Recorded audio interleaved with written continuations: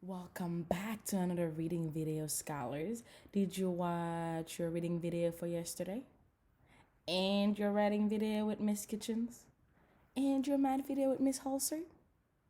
All right, then we're ready to get started.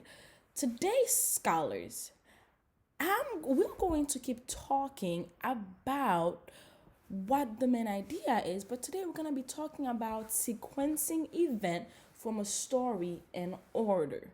All right? So readers have to figure out and say the words on the page, right? But readers also have to think about what they are reading. In the reader's mind, a lot of thinking is going on. That thinking is what helps you understand the story. You also have been talking about one of those kinds of thinking that readers do. When readers think about how the story is put together and the order of things that happen in the story.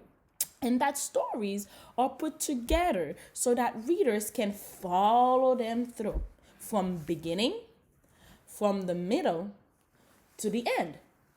When readers retell the story to themselves, they tell the important parts of the story in the right order. Today, we're going to talk more about how readers figure out that order and how they notice the beginning, middle, and end of the story, and how readers have to keep the order in mind throughout the story. All right? So it would be like I tell you about my day, and I tell you, oh, I woke up in the morning, then I had dinner, then I played, and then I had breakfast. Does that make sense? Does dinner happen in the beginning of the day? So would that be in the beginning of my story? No, my story would have to go. I woke up, I had breakfast, then I played, and then I had dinner. So that would be the order. I can say I had dinner before breakfast. That would be nonsense, right? Okay, so now we're going to go back to our story, Gilberto and the Wind, and we're going to do a picture walk from what we read already and see if we can retell the story and keeping track of the order of the events. And after we do that, we retell the part of the story already read. We're going to keep reading, and then we're going to go back to our anchor chart and add more ways that the wind was gentle and the wind was strong. All right, let's get started. All right, let's start retelling our story. So first, Gilberto heard the wind at his door whispering to him. Next, the wind floated Gilberto's balloon, but then he grabbed it and jerked it out of his hand and it got stuck in a tree. Are we right so far? Yes, we are. Let's keep going. After that, Gilberto went outside and the wind was blowing the pillow tops into balloons and he was shaking the sheets and reaping the clothespins. Then Gilberto was playing with his umbrella in the rain, and the wind wanted it and broke it. Then Gilberto tried to ask the wind for a ride on the gate, but he was too heavy and the wind couldn't move it. Now that we've told that part of the story in order, let's keep reading and answer some questions, all right? When the grass is tall in the meadow, Wind and I like to race. Wind runs ahead, then comes back and starts over. But he always wins because he just runs over the top of the grass and I have to run through it and touch the ground with my feet. When the big boys on the hill have kites to fly, Wind helps them out. Wind carries their kites way up to the sky and all around. Here's my first question for you. How does the wind help the big boys fly their kites? Take a moment and think about it.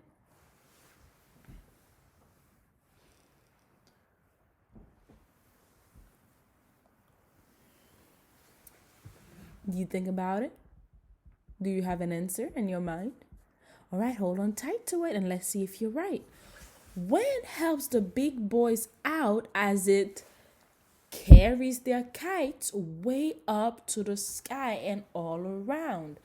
The wind actually helps them fly their kites. Did you think of that? Yeah? Oh my goodness, you're so smart. Let's read the next page.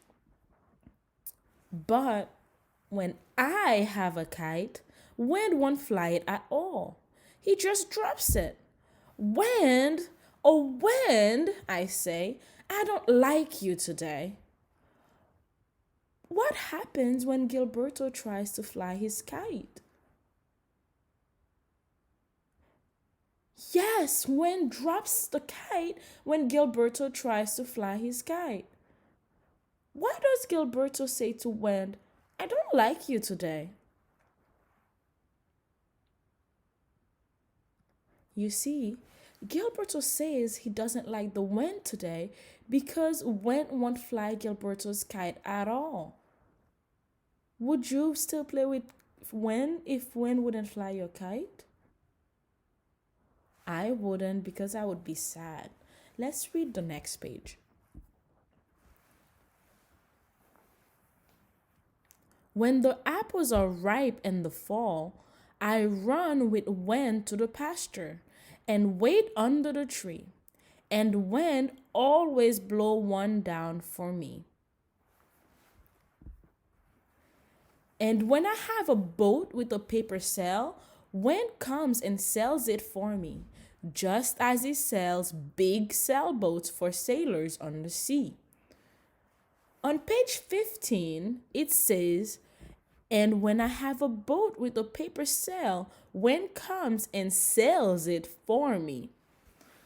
What are the two different meanings of the word sail on this page?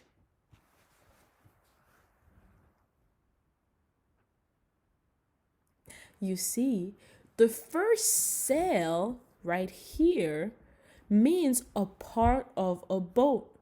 What does it mean? Yes, a part of a boat. And you can see it in the picture right here. This white part is the sail, and it's a part of a boat. The boy, Gilberto, refers to his boat as having a paper sail. The second meaning of the word sail is to move across the water because the author states that wind sails big sailboats on the sea. So you see how the boat was right here in the beginning and now it's all the way down here on the pond? That's what it means. The wind moved it from where Gilberto is standing all the way down. It sailed it across the water. Let's go on to the next page. And when I have a pinwheel, wind comes and plays too. First, I blow it myself to show him how. Then, I hold it out or hold it up, and wind blows it for me. And when he blows it, he turns it so fast that it whistles and sings, and all I can see is a blur. Here's my last questions for you for today. What does the author means when he states that wind will make the pinwheel whistle and sing? Think about it carefully. The author means that the pinwheel is moving so fast. It is making noise that sounds like a person whistling and singing like this.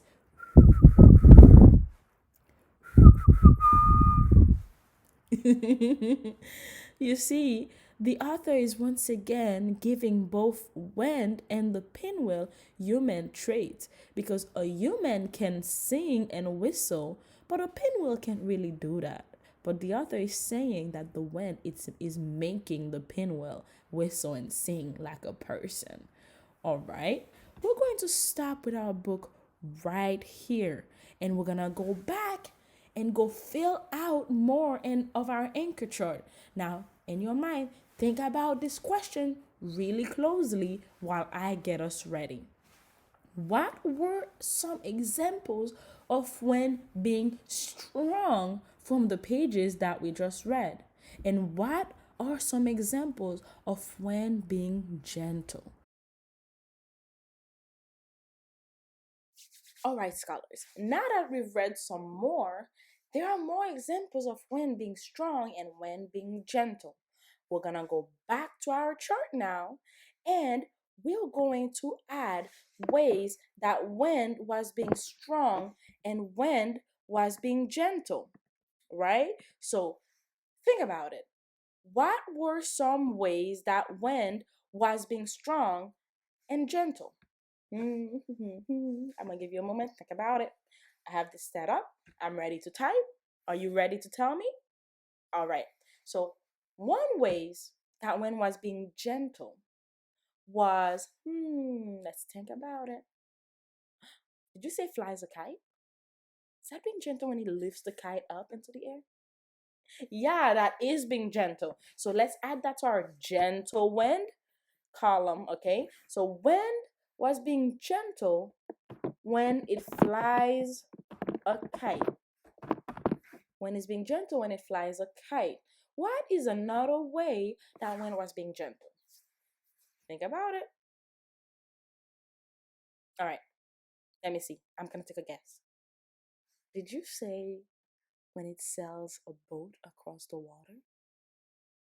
Yes, because that is how wind is being gentle. When it's being gentle, when it sails a boat, because it didn't destroy it, it didn't break it, it just pushed it gently across the water.